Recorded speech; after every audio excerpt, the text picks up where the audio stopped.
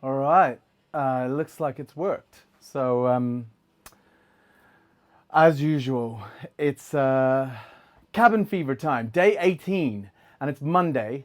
So that means that, well, from today on, I'm going to be classing Monday as Mindful Mondays, which is why I'm eating a banana. This is a perfectly good banana. It looks a little bit old, but it's perfectly good. Right, so what have I been up to? Let me recount the whole weekend. I promised you on Friday I would make a Negroni. I didn't make a Negroni. I'm not gonna lie. I decided that keeping it real was more important than like pretending that I did something I promised I was gonna do. So I didn't get the ingredients I needed to finish the Negroni recipe. So I'm gonna wait until next week, next Monday, to make the Negroni. But that isn't saying that I'm not going to feature the book. This book is epic. And the girl, well, lady that wrote the book is also epic. She was actually tuned in on Friday, all the way from LA, and seen me make a mention on the book. So she got in touch and said, like, thank you for mentioning the book. And then I reached back out and said, like, look, do you mind just making a little video explaining when and where and how you came up with the Negroni? Because it's, in my opinion, like a great cocktail that lasts the test of time is both a little ahead of its time and has a catchy name. And Negroni, for a non-alcoholic or no alcohol Negroni, is brilliant. It's so simple, it's easy to remember, and the recipe's really, really good. It's not a recipe whereby you have to, which is what I would do, dehydrate Campari. I did that when I realized I wasn't going to get the ingredients. I made a bunch of Campari dust, and today I was due to get delivered some Martini non-alcoholic vermouth, like the non-alcoholic vermouth from Martini. That didn't arrive either, right? So we're like, I'm trying to chill myself out by eating a banana. But shit's gone wrong on the Monday. I literally have a case of the Mondays. But I would like, if you guys are really keen to join me in this, I'm hoping if I'm able to deliver this to you from Amazon, I'll buy a book for someone, because Gabby sent in a video and she said, you know, I'm not going to give you the whole recipe, so I'll buy you the book, then you can have the whole recipe. She's actually come back and told me about the Negroni. I think it would only be fair, because I've just basically gone on a rant about this while I was recounting my weekend. After I tell you what we got coming in today, I'll go straight into Gabby's video. Right, so what else do we have? Over the course of the weekend, I also made a bunch of gadgets. I've made a video showing you the gadgets that I made. A lot of people have reached out and asked, how am I going live? You can tell that this is not my phone, right? My phone is here. I'm not going live from my phone. I'm going live from a Canon DSLR. And to do that, I've had to connect a whole bunch of gadgets. Fortunately, I have a cabin full of gadgets, but I've had to buy a lot of extra stuff. So I've got a build that I built over the weekend up here. And if you do have any questions, reach out and ask. But I'm going to show you my build so you have some idea of how much stuff I've got in here to make this stream seamlessly. Over the course of the weekend, Gareth, or G-Man, came through with the G-Spot. But I figured if he makes a cocktail for you, and he's going to do this once a week, I want to be able to make that cocktail as he's explaining it to you guys, and then sip it and give you kind of, you know, some sense of how delicious it actually is, because you know it's going to be great. G also, I follow everything he's doing. He also made a great video over the weekend on some guys that have made like their own Deliveroo, like Deliverpool, which is absolutely awesome. So I called him and made sure it was okay. I'm going to show that video today, and then tomorrow on Talking Tools Tuesday, when I can drink alcohol again, I'm going to play you G-Man's video on the G-Spot, and I can make the drink. Also, Mitch has come through this weekend with another Mitch's Minute. We're loving Mitch. Mitch is so good for me. I've got a video that was sent to me by my Uncle Tom, and I thought it was hilarious. I love the comedian that's on it. I don't know if I'm going to get in trouble from playing it, but I'm going to play that. I want to show you one of my favorite vintage bottles, I guess. I'm not going to open it and drink it. I'm just going to look at it mindfully. But to kick things off, as I said, I'll start with Gabby's video.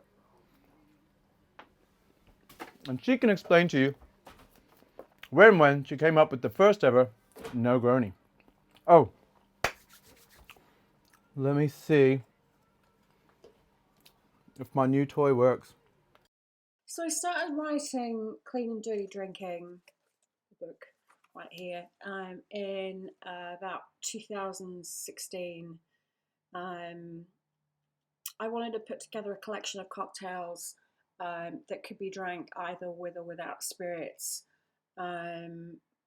As I get older, it becomes more and more difficult to drink as much alcohol as I used to when I was in my 20s and my 30s. Like, you know, the recovery time is just astronomical, and having to dedicate a lot of time into recovery was just like not an option for me any longer. So when I was writing the book, I was trying to put together as many recipes as possible that would be similar to, you know, classics. And one of my favorite classics is the Negroni. I love Campari. I love it with just soda or tonic water, or even by itself on the rocks. It's just one of my favorite flavors. So it was probably one of the first things that I started doing some R&D on to try and get a non-alcoholic version, and started picking out the flavors that were in their predominant flavors, and just started playing around with it. Obviously, the color I got from hibiscus tea. I threw some juniper in there, all sorts of different spices. I mean, obviously, you need to get the book. It's another plug for the book in order to get the full recipe. And then once I come up with something that I thought was similar to Campari, then obviously I set about trying to make a Negroni, and I called it a Negroni because there's obviously no alcohol in it. And I featured it on a menu in a restaurant that I used to work at toward the end of 2016, and into 2017 I had a whole non-alcoholic cocktail menu. This Negroni was on the menu from like 2016 through to like middle maybe of 2017. It wasn't a seller, it wasn't a hit. I don't think people understood it at the time. I think non-alcoholic mixes have become a lot more prevalent in bars, and I think people are really starting to kind of catch on to them. One of the last restaurants I was selling this at, it was actually one of the biggest hits. Actually, we sold more. So when I was writing the book, I was trying to put together as many recipes as possible that would be similar to, you know, classic this at. It was actually one of the biggest hits. Actually, we sold more of it, I think, than some of the regular cocktails. So yeah, I mean, that's pretty much the story about the non-alcoholic Campari and the Negroni. Anyway, I hope you enjoy. Thanks, Steve.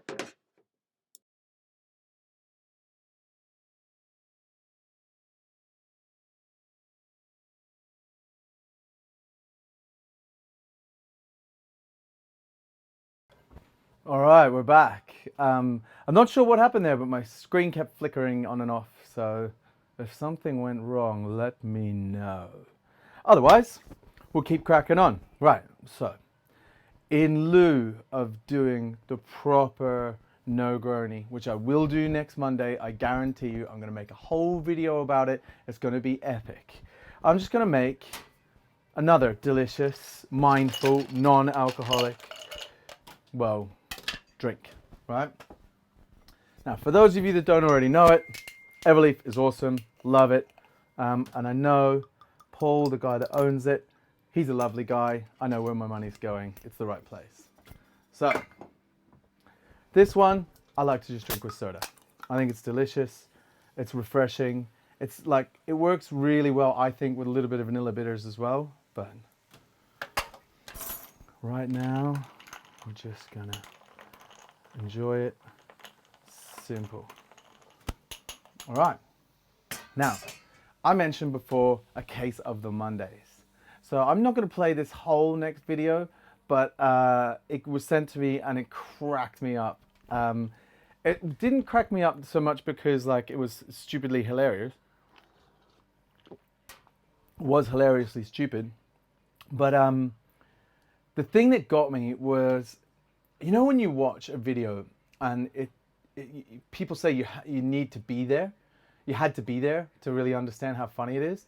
I think I find that kind of humor hilarious. Like The Office, when The Office first come out, it was funny because you kind of could imagine yourself being in that room, and that was funny.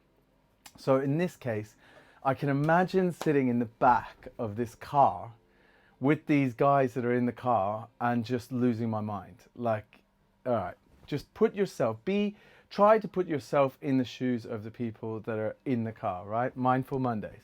Let's have a look.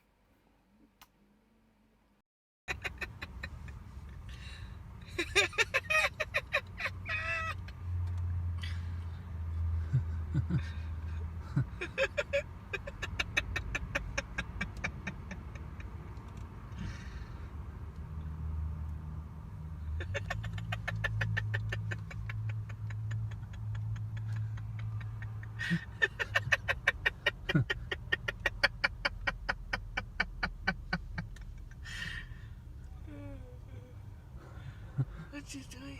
Oh no. Oh my god.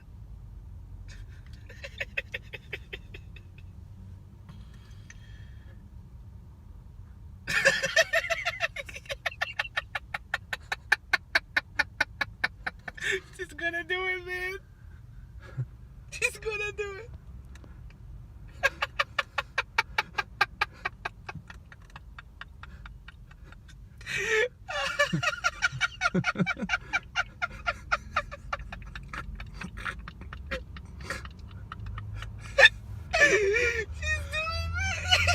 Oh no.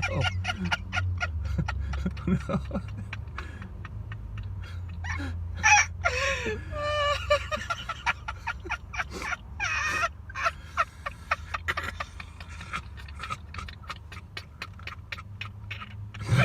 Oh Lord.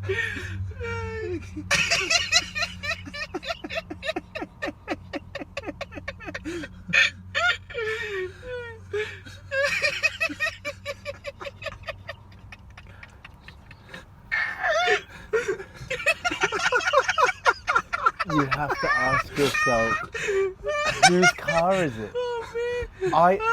I genuinely think that this lady was lent the car, and she's trying to do the person who lent her the car like favor by topping it up. It can't be her car.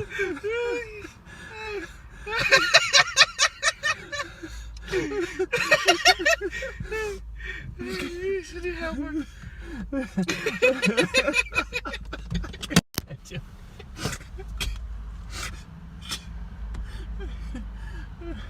All right, I couldn't help myself.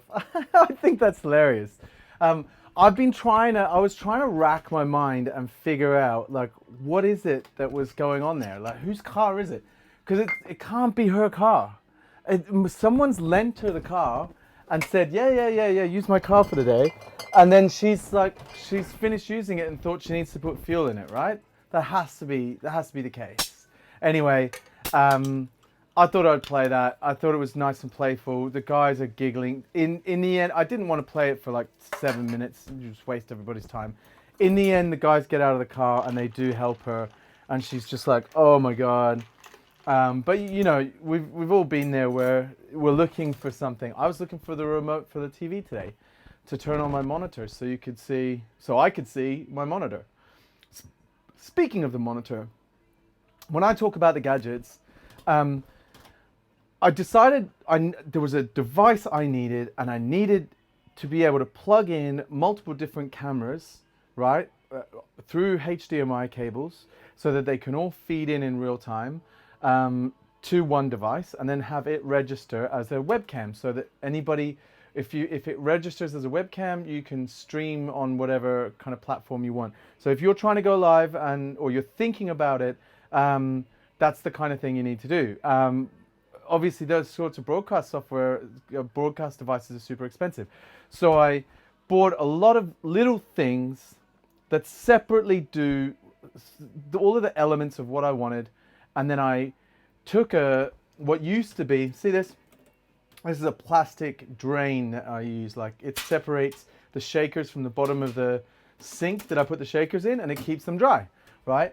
There used to be a steel one of those in there, but it started to get little tiny bits of rust on it, and I thought, before it gets worse, I'm taking that out. So there's this steel tray this big, and it's just a wire rack. So I took all the devices, I connected it to that wire rack, and I used zip ties to make one big device, right? I'll show you what it looks like. Oh, there I am using the wrong thing. I'm just going straight back to what I'm going to have to, it's going to take me a while to get used to this. Okay, so over the course of the weekend, I spent more time fiddling around with my gadgets and upgrading them than actually putting content together. But I thought I would use showing you those gadgets as like content, right? So down here, I've got this little guy. And what this does is, instead of having to go into here and go like command and 1 and 2 and 3 and stuff to change scenes, now if you watch, change, change, change, change, change, and it's instant. And if I want to play like one of my videos and stuff, I can. If I want to put a screen in screen, I can. Like, I can play a video, go back to this, and it's all set up and working. So hopefully, if you're watching this show, so this is my monitor to see what I'm up to. That's my monitor for that camera, little Blackmagic. That's the monitor for this camera, the G7X.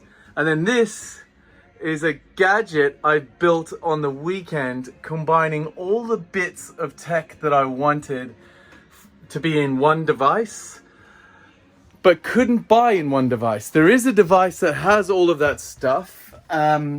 It's coming out soon, I don't know when. And the other kind of version that I could have bought is on back order and unavailable. Both of them are on back order and unavailable. So what I did was I went onto Amazon, bought lots of little gadgets, and then combined them all together, and they seem to work. So that's everything set up, and it is 2 minutes to 6. Wish me luck. All right. So I've just got a notification saying that the stream has been disabled because we used content owned by someone, which I'm not playing any music. I don't know what it is. Maybe it was the guys giggling in the car. Was that fake? Anyway, I'm ignoring it. What I'm going to do is I'm going to stop the stream and start it again. Let's see how this works, right?